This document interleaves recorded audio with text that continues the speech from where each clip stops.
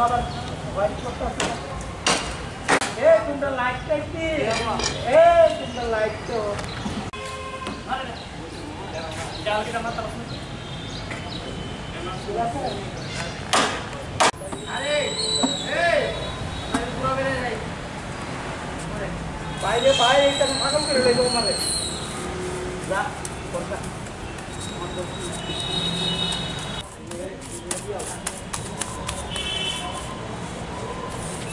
এটা